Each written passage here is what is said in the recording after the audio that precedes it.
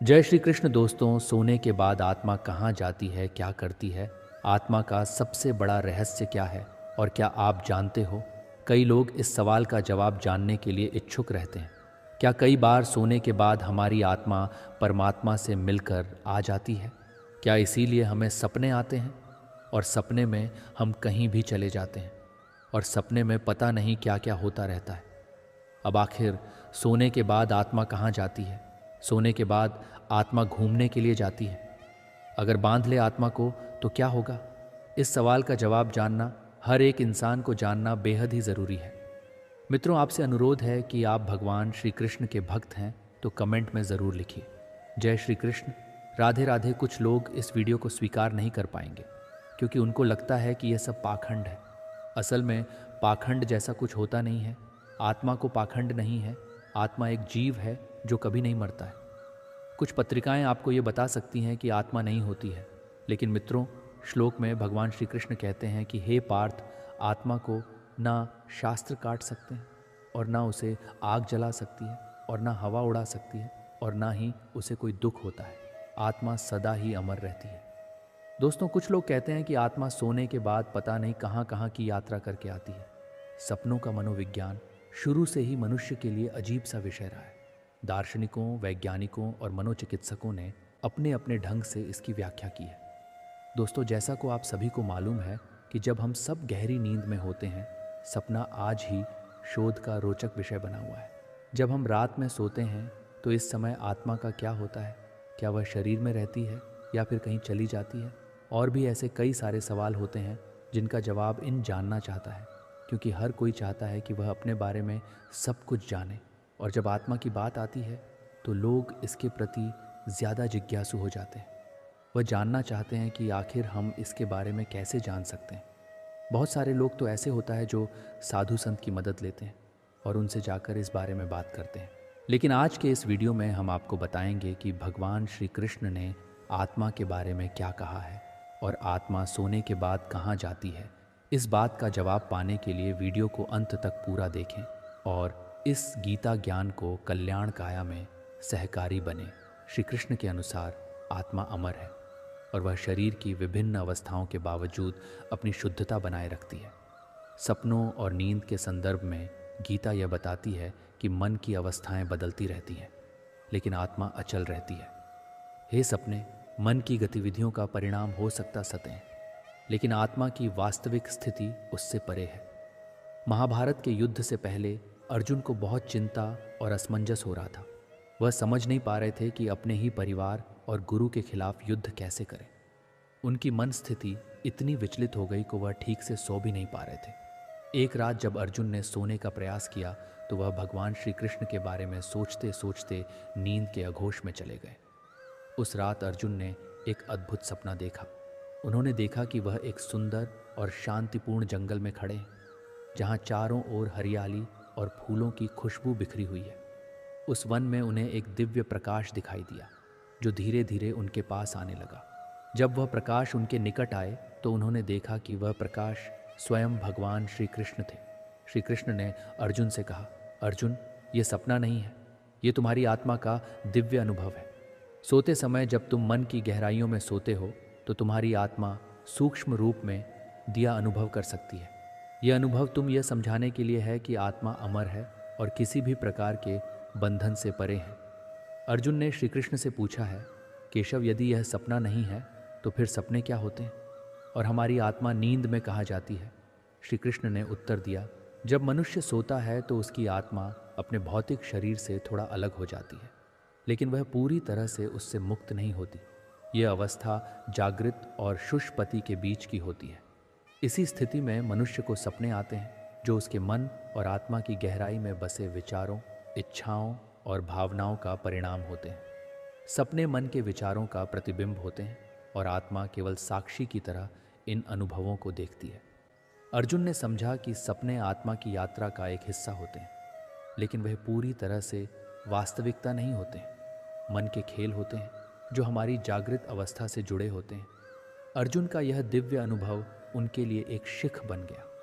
उन्होंने समझा कि आत्मा किसी भी सांसारिक बंधन से परे है और सपने केवल मन के विचारों का प्रतिबिंब है।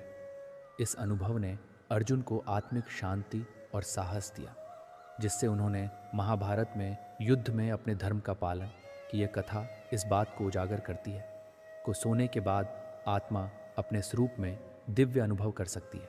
सपने हमारे मन और आत्मा के भीतर की स्थितियों का प्रतिबिंब होते हैं। आत्मा अमर ही जो किसी भी भौतिक स्थिति से परे है। भगवान श्री कृष्ण के माध्यम से अर्जुन को यह शिक्षा मिली कि आत्मा की यात्रा और सपनों को दुनिया समझने योग्य है, लेकिन इसे वास्तविकता से अलग करके देखना चाहिए। एक बार की बात है, हिमालय की गोद में एक साधु अपने शिष्य के साथ एक गुफा में तपस्या कर रहे थे। साधु बहुत ज्ञानी और अनुभवी थे और उनके शिष्य ने उनके साथ कई वर्षों तक साधना की थी। शिष्य हमेशा अपने गुरु से सवाल पूछता रहता था और ज्ञान प्राप्त करता रहता था। एक दिन शिष्य से अपने गुरु से पूछा, गुरुदेव, सोते समय हमारी आत्मा कहाँ जाती है और सपने क्यों आते हैं? साधु मुस्कुराए और बोले, बेटा, इस प्रश्न का उत्तर देने के लिए तुम्हें अनुभव करना होगा। आज रात जब तुम सोने जाओ तो ध्यान रखना कि तुम सोने से पहले श्री कृष्ण का ध्यान करो। सोने से पहले जो भी बात हमारे मन में होती है उसका असर हमारे सपनों पर पड़ता है। शिष्य ने गुरु की बात मानी और रात को श्री कृष्ण का ध्यान करते सो गया। सोते ही वह एक दिव्य सपना देखने लगा। उसने देखा कि वह एक विशाल समुंदर के किनारे खड़ा है, जहां एक विशाल लहर उसकी ओर बढ़ रही है। लहरे के साथ एक प्रकाश आ रहा था जो उसकी आत्मा को गहराई से छू रहा था। शिष्य ने देखा कि वह लहर उसे अपने अंदर समा रही है और वह लहर के साथ ऊपर की ओर उठ रहा है। उस प्रकाश में भगवान श्री कृष्ण का दिव्य रूप दिखाई दिया। श्री कृष्ण ने मुस्कुराते हुए कहा, प्रिय बालक, ये सपना नहीं है, ये तुम्हारी आत्मा का यात्रा है।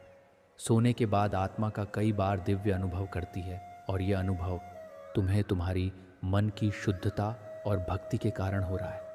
श्री कृष्ण ने आगे कहा, सपने हमारे मान्य विचारों और इच्छाओं का परिणाम होते हैं, लेकिन जब मन शुद्ध होता है और आत्मा अपने सत्य से जुड़ जाती है तो सोने भी दिव्य अनुभव में बदल जाते हैं।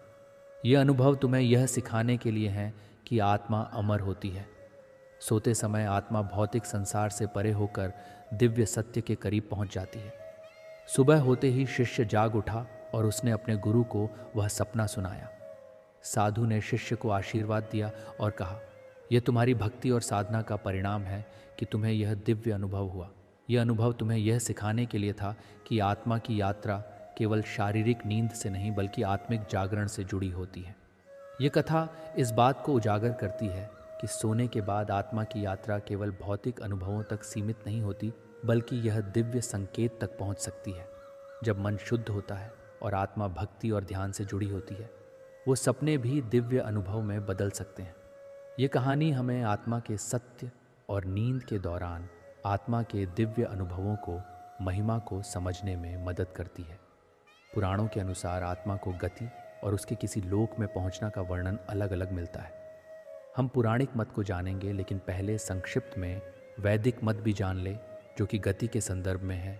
क्या हमारी आत्मा शरीर में ही रहती है या हमारी आत्मा शरीर से अलग हो जाती है? जो व्यक्ति बहुत ज़्यादा थक हार कर सो जाता है तो उस समय उसे बहुत ही अजीब अजीब चीज़ें दिखाई देती हैं और कभी कभार तो आत्मा परमात्मा से मिलने पहुंच जाती है। तब हमें ऐसा प्रतीत होता है कि हमारी मृत्यु हो चुकी है और हम भगवान के पास आ गए हैं। हम उन्हें सा शत देखते हैं, जिससे हमें काफ़ी सुकून महसूस होता है और वहाँ से आने का मन नहीं करता है, क्योंकि सोने के बाद हमारा शरीर बिल्कुल मृत की तरह हो जाता है और कई बार तो जागने पर भी वह नहीं जागता है, क्योंकि उस समय उसकी आत्मा बहुत दूर जा चुकी होती है, जिस वजह से इंसान बहुत देर से जाग पाता है। आप लोगों ने भी कभी कभार ऐसा महसूस किया होगा कि आपने अपने सपने में अपने इष्ट देवता को देखा है। आप उनसे बातें की हो या फिर आपने अपनी परेशानियों को उनको बताया है। वे आपकी दर्शन देते हैं और आप उन्हें देख रहे हैं। कई सारी ऐसी प्रक्रिया होती है जो आपके लिए बहुत ही अनमोल होती है और बहुत ही शुभ होती है। आप ये सोचते हो कि आप सब यही रहे और बस इन्हीं को देखते रहे, पर यह सब आपकी आत्मा कर रही होती है। जिस दिन आप ये सपने देखते हैं, यानी कि आपकी आत्मा परमात्मा से मिलती है, उस दिन आप काम तन मन पूरी तरह से शुद्ध होता है। मित्रों, सोने के अंदर भी अवतन रूप से जुड़ जाती है, इसीलिए सोने को एक दूसरी मौत का नाम दिया गया है।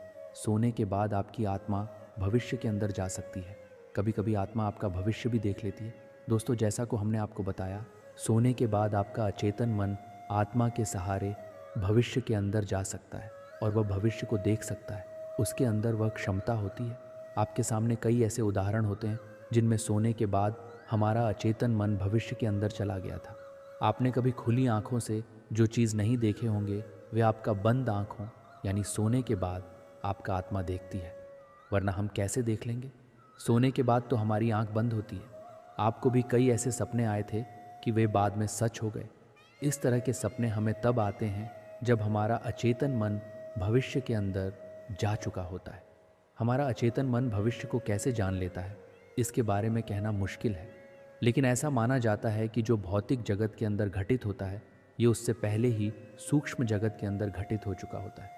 इसका मतलब ये है कि हमारे साथ पहले सूक्ष्म जगत में घटित होता है और उसके बाद ही उसका असर भौतिक जगत पर होता है। जब हम सो जाते हैं तो हमारा अचेतन अनंत बाहर में जुड़ जाता है और वह कहाँ पर क्या हो रहा है वह यह देख सकता है। कभी कभी आत्मा सोने के बाद वैकुंठ धाम में चली जाती है, ठीक उसी प्रकार जैसे देवता दूर रहकर भी कहीं भी देख सकते हैं। और जो सूक्ष्म जगत के अंदर घटित हो चुका है उसे आसानी से अचेतन मन पता लगा लेता है। भविष्य बताने वाले सपनों के अंदर हमारा अचेतन मन उस स्थान पर जाकर देख सकता है, या कहे कि वह उस स्थान पर यहीं से देख सकता है। गौतम बुद्ध के जन्म से पूर्व उनकी माता महामाया ने सपना देखा था कि वह 6 दांतों वाले हाथी ने इनके शरीर में प्रवेश किया है। सपना शास्त्रियों ने इसकी व्याख्या करते हुए बताया था कि जन्म लेने वाला शिशु या तो चक्रवर्ती सम्राट होगा या महान संत भविष्य में। यह बात सच हुए। महावीर के जीवन में अस्थिग्राम के मूल पाणी मंदिर में रात के अंतिम पहर में देखे गए ऐतिहासिक सपने का उल्लेख है। महावीर ने सपने में पिशाच की मौत, सफ़ेद पंछी, कोयल, फूलों के हार, बेल, कमल के फूलों का सरोवर, समुद्र, रवि की किरणें, बाहों में लिपटा पर्वत तथा मेरू पर्वत की चढ़ाई देखी। उसी गांव के ज्योतिषी ने 9 सपनों का विश्लेषण किया और बताया था 2 फूलों के हार वाले एक सपने का विश्लेषण। महावीर ने स्वयं बताया था कि यह ग्रस्त और संन्यास दोनों में विश्वास जागने का बोध है। आत्मा हमारे शरीर में ही रहती है, केवल हमारा शरीर ही सो रहा है। सभी आंतरिक गतिविधियां चलती रहती हैं। दिमाग का सिर्फ हिस्सा सो रहा होता है और उसकी आपातकालीन सेवाएं जारी रहती है, और सोते समय हमारा दिमाग सोचना बंद कर देता है। आत्मा चेतना का स्वरूप है। वह ना तो सोती है और ना ही कहीं बाहर जाती है। आत्मा निरंतर विकसित होती रहती है। हमारे चेतन और अतितन मन लगातार काम कर रहे हैं। अगर हम विज्ञान की बातें करें तो विज्ञान इस बारे में बहुत कुछ बोलता है, क्योंकि भूत सारे प्रयोग किए गए हैं और इन प्रयोगों के आधार पर यह हमें बताता है कि जब हम सोते हैं तो हम उन जगहों पर जाते हैं जहां हमने पिछले जन्मों में जन्म लिया था, या इससे संबंधित शरीर छोड़ने के बाद आत्मा की यात्रा के बारे में विभिन्न धार्मिक और दार्शनिक मान्यताएं हैं। हिंदू धर्म में यह मान्यता है कि आत्मा जन्म और मृत्यु के चक्र से गुजरती रहती है, जिससे संसार या पुनर्जन्म कहते हैं। शरीर से निष्कर्ष हो जाने के बाद आत्मा एक नए शरीर में जन्म लेती है। इस प्रक्रिया को पुनर्जन्म करते हैं। इस यात्रा के दौरान आत्मा अपने कर्म के अनुसार अगले जन्म में अनुभव प्राप्त करती है। इस परंपरा के अनुसार यदि आत्मा ने अपने पूर्व जन्मों में अच्छे कर्म किए हैं तो वह उन्नत या सुखद स्थिति में जन्म लेंगे। इसके विपरीत यदि उसने 12 कर्म किए हैं तो उसे कठिन परिस्थितियों का सामना करना पड़ सकता है। इस प्रक्रिया को मोक्ष या निर्वाण के माध्यम से समाप्त किया जा सकता है, जिसमें आत्मा जन्म और मृत्यु के चक्र से मुक्त हो जाती है और परमात्मा ईश्वर के साथ एकाकार हो जाती है। शरीर छोड़ने के बाद आत्मा की यात्रा और उसके गंतव्य के बारे में कई धार्मिक और दार्शनिक मान्यताएं हैं। विशेष रूप से हिंदू, जैन धर्म, बौद्ध धर्म और धर्मों में इस विषय गहरे विचार मिलते हैं।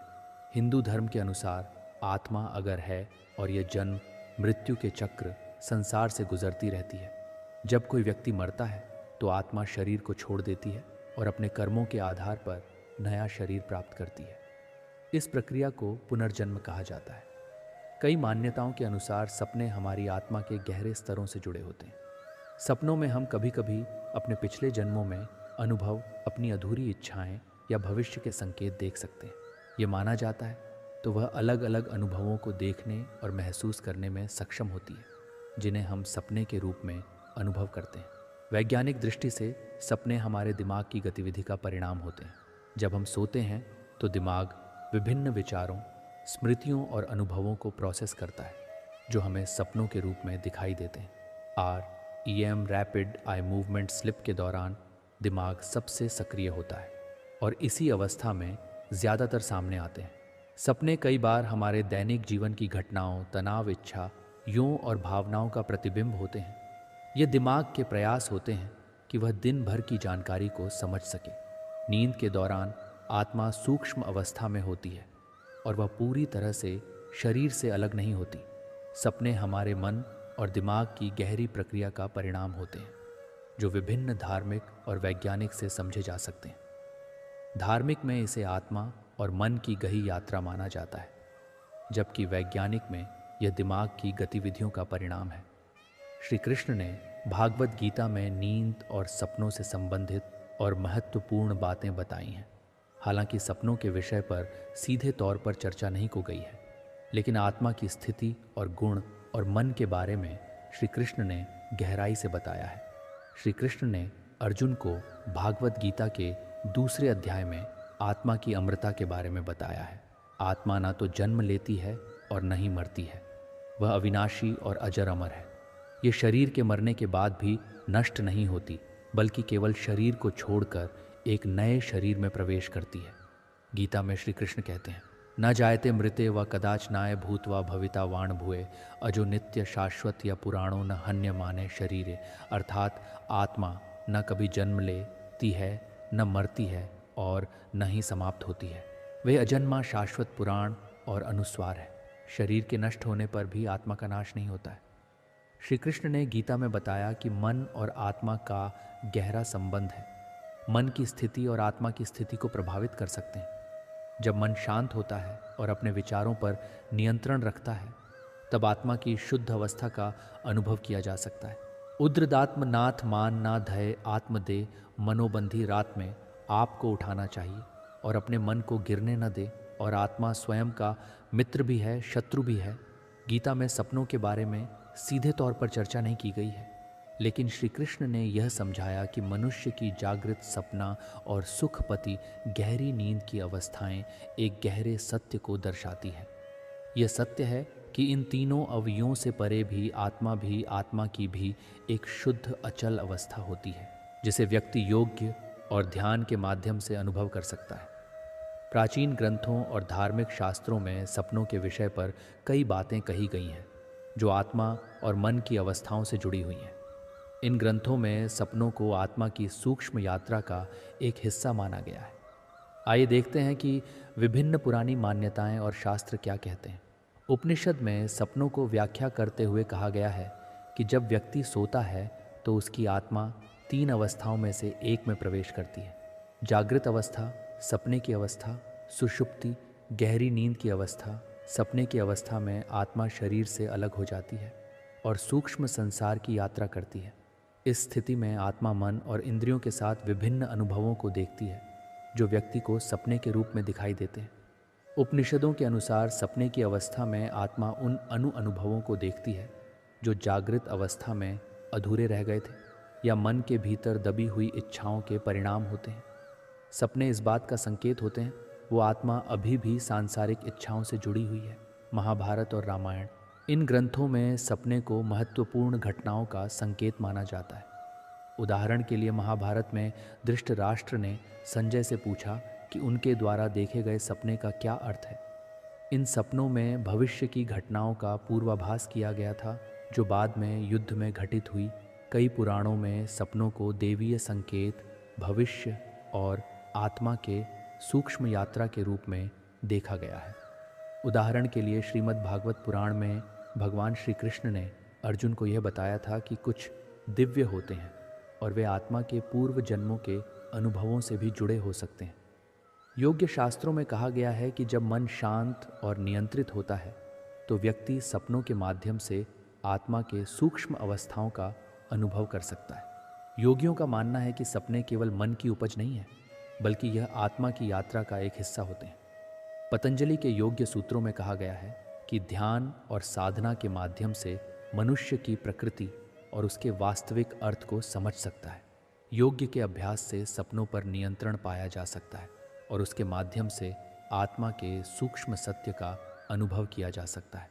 सपने शास्त्र, जो प्राचीन भारतीय विज्ञान में वर्णित है, के अनुसार सपनों का अध्ययन और मन आत्मा की गहरी अवस्थाओं को समझने के लिए किया जाता है। इस शास्त्र में यह बताया गया है कि सपने हमारी आंतरिक इच्छाओं, भावनाओं और भविष्य की इच्छाओं का प्रतीक होते हैं। आयुर्वेद में कहा गया है कि सपनों का हमारे शरीर और मन की स्थिति से गहरा संबंध होता है। शरीर की 3 दोष, वात, पित्त, कफ के असंतुलन के कारण भवन प्रकार के सपने आते हैं। आयुर्वेद के अनुसार जब शरीर और मन संतुलित होते हैं तो सपने शांत और सुखद होते हैं और आत्मा का अनुभव शुद्ध होता है। मित्रों, सपने और जागृत अवस्था दोनों ही हमारे मन की सीमाओं के भीतर के अनुभव है। जब हम सोते हैं और सपने देखते हैं तो हम एक कमरे में होते हैं और हम जागते हैं तो दूसरे कमरे में चले जाते हैं, लेकिन दोनों ही अवस्थाओं में हम बंधन में होते हैं। उनके अनुसार ये जीवन और मृत्यु दोनों ही बंधनों के भीतर होते हैं और इनसे बाहर निकलना ही असली जागरण है। व्यक्ति के लिए जागरण का मतलब सुबह उठकर अपने दैनिक कार्यों में लग जाना होता है, जबकि एक संत के लिए जागरण का अर्थ है बंधनों से पूरी तरह मुक्त हो जाना। साधारण व्यक्ति अपनी पूरी जिंदगी एक प्रकार के सपने में ही बिताता है, कभी आंखें बंद करके तो कभी आंखें खोलकर, यहाँ तक कि मृत्यु भी इस अपने को खत्म नहीं कर सकती, बल्कि यह भी एक नया अपना बन जाती है। वास्तविक मुक्ति और जागरण तभी संभव है जब हम इन सभी सपनों से बाहर निकल जाएं और असली स्वतंत्रता प्राप्त करें।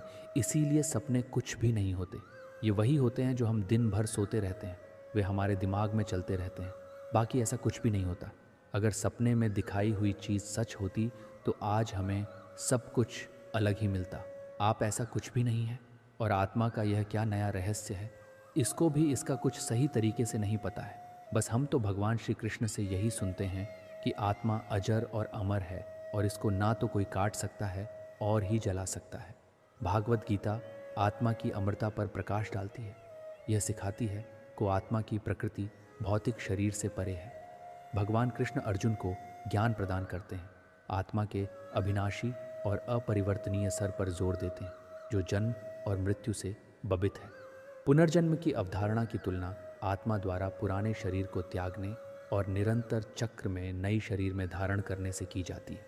आत्मा को समझने से जन्म और मृत्यु के चक्र से या अनुशासित कर्म के माध्यम से भगवान के साथ मिलन के माध्यम से प्राप्त होती है, जो व्यक्तियों को आत्मा और आध्यात्मिक जागरूकता की ओर मार्गदर्शन करती है।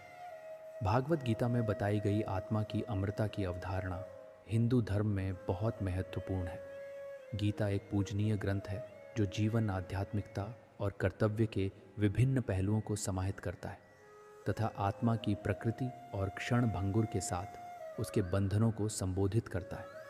इसे अविनाशी और अपरिवर्तनीय बताया गया है। भगवान कृष्ण दिव्य सारथी और शिक्षक अर्जुन को ज्ञान प्रदान करते हैं, आत्मा की प्रकृति पर जोर देते हैं, वह स्पष्ट करते हैं कि आत्मा जन्म और मृत्यु से परे है, किसी भी भौतिक साधन द्वारा नष्ट नहीं होती है। आत्मा को शरीर का वस्त्र माना जाता है जिसे आत्मा पहनती और उतारती है। जिस तरह एक व्यक्ति पुराने वस्त्र उतारकर नए नए वस्त्र पहनता है, उसी तरह आत्मा पुनर्जन्म लेती है। आत्मा अमर है, इसलिए यह जीवन की भौतिक अभिव्यक्ति हो जैसे जन्म, विकास, क्षय और मृत्यु अप्रभावित होती है। यह समय और स्थान को सीमाओं से परे है तथा किसी भी भौतिक या मानसिक विशेषता से अछूत रहती है। कृष्ण अर्जुन से आग्रह करते हैं कि वह उस अपरिहार्य है, अर्थात जिसमें विकार नहीं है। जैसे पानी में दूध या जहर मिलाने से उसमें विकार उत्पन्न हो जाता है, लेकिन आत्मा में किसी को भी नहीं मिलाया जा सकता है और ना आत्मा किसी में मिलती है। आत्मा को ना काटा जा सकता है और न ही जलाया जा सकता है, न दफनाया जा सकता है और न ही डुबोया जा सकता है। आत्मा अविनाशी, अचल, अमर और अजर है। श्री कृष्ण कहते हैं को देवताओं को पूजने वाले देवताओं को प्राप्त होते हैं, पितृ को पूजने वाले पितरों को प्राप्त होते हैं, भूतों को पूजने वाले भूतों को प्राप्त होते हैं और मेरा परमेश्वर को पूजने करने वाले भक्त मुझको परमेश्वर को ही प्राप्त होते हैं। इसीलिए मेरे भक्तों का पुनर्जन्म नहीं होता। पितृलोक में भी पुण्यात्मा ही पहुंचती है, जहां वह अपने पितरों के साथ सुखपूर्वक समय बताकर जन्म लेती है। हर व्यक्ति के अंदर आत्मा मौजूद रहती है। जैसे ही यह शरीर से निकल जाती है, शरीर निर्जीव हो जाता है, यानी आत्मा एक जीव है जिसे चले जाने से शरीर जीव विहीन हो जाता है। शरीर से जुड़े सारे रिश्ते नाते सब खत्म हो जाते हैं। गीता में श्री कृष्ण कहते हैं, मैं हर व्यक्ति में आत्मा रूप में मौजूद हूँ, यानी यह आत्मा भगवान का स्वरूप है। गीता में श्री कृष्ण कहते हैं, मैं हर व्यक्ति में आत्मा रूप में मौजूद हूँ, यानी यह आत्मा भगवान का स्वरूप है। गीता में श्री कृष्ण ने आत्मा को अमर और अविनाशी बताया है, जिसे न शास्त्र काट सकता है, पानी इसे गला नहीं सकता, अग्नि इसे जला नहीं सकती, वायु इसे सोख नहीं सकती। ये तो ऐसा जीव है जो व्यक्ति के कर्म फल के अनुसार एक शरीर से दूसरे शरीर में भटकता रहता है। दरअसल आत्मा एक ऐसा रहस्य है जिसका रहस्य जितना सुलझाया गया है ये उतना ही उलझता गया है, फिर भी इसे जानने का सोमाच मन में बना ही रहता है। इसीलिए ये हम आत्मा के कुछ ऐसे रहस्य बता रहे हैं जिसे जानकर आप हैरान रह जाएंगे। कठोपनिषद एवं पुराण में बताया गया है को आत्मा अंगूठे के आकार की होती है। पुराण में तो इस अंगूठे के आकार की जीवात्मा को ही कर्म को भोगने वाला बताया गया है। आत्मा का निवास स्थान हृदय में बताया गया है। इस बात का उल्लेख श्री कृष्ण ने गीता में इस प्रकार किया है, भगवान सर्वभूता नान हृदय से अर्जुन ब्राह्मण सर्वभूतानि यंत्र रूढ़ानि माया प्रकाश पुंज है को सूक्ष्म शरीर के रूप में जीवित व्यक्ति के अंदर मौजूद रहती है। सूक्ष्म शरीर के आँख कान मुख तथा हाथ पैर नहीं होते, फिर भी यह देख सकता है, बोल सकता है, सुन सकता है और छू सकता है। आत्मा के रंग को लेकर रस मुनियों के कई शोध किए हैं। मृत्यु के समय आत्मा अपने कर्मों को समेटकर अपनी अधूरी इच्छाओं को पूरी करने के लिए अन्य शरीर को खोज में चल देती है और कर्मों के अनुसार ही आत्मा को नया शरीर कर्मफल भोगने के लिए प्राप्त हो जाता है। गरुड़ पुराण में भी यमराज का दरबार का जिक्र किया गया है। वह बिल्कुल इस मंदिर परिसर जैसा ही है, जैसा कि उसमें 4 दिशाओं में 4 द्वार के बारे में बताया है। मंदिर में भी 4 दिशाओं में 4 द्वार है। यही वजह है कि लोग इसे ही यमराज का मंदिर मानते हैं। इस मंदिर परिसर में चित्रगुप्त के कक्ष में आत्मा के उल्टे पैर भी दर्शाए गए हैं। संसार के प्रतीक जीव में आत्मा होती है और आत्मा परमात्मा के निकट होती है। आत्मा में परमात्मा का अंश होता है, इसीलिए सभी प्राणियों को परमात्मा अपने में समाहित करते हैं। जब सभी के अंदर परमात्मा का अंश होता है तो उससे वैर त्याग कर प्रतीक जीव में परमात्मा के दर्शन करना चाहिए। अब मित्रों, इन बातों में कितनी सच्चाई है, इनका कुछ भी अंदाज़ा नहीं लगाया जा सकता। बस हमें तो इतना ही ध्यान रखना है कि हमें हमेशा कर्म करने हैं और बुरे लोगों से दूर रहना है और कभी भी किसी के साथ गलत या बुरा नहीं करना है। क्योंकि अगर हम किसी के साथ बुरा या गलत नहीं करेंगे और हमेशा अच्छे ही कर्म करेंगे, फिर हमें डर किसका? फिर को तो हमें डरना ही नहीं पड़ेगा, क्योंकि हमें यह कहेगा कि तुम्हें कर्मों का फल भोगना पड़ेगा। तो वह भी हमें दुआ लगेगी ना कि बदुआ अगर हम गलत काम करेंगे तो हमें डर लगेगा कि हमें तो हमारे कर्मों का फल मिलेगा। इसीलिए हमेशा अच्छे कर्म करें और सभी के साथ अच्छा व्यवहार करें और अपनी ज़िंदगी को अच्छे से जी। तो दोस्तों, उम्मीद है कि आपको आज का वीडियो अच्छा लगा होगा। अगर वीडियो अच्छा लगा तो कमेंट में मन से जय श्री राधे कृष्ण ज़रूर लिखें और ऐसे ही वीडियो और पाने के लिए हमारे चैनल को सब्सक्राइबर करें और वीडियो को लाइक करें, ज़्यादा से ज़्यादा शेयर करें। जय श्री कृष्ण।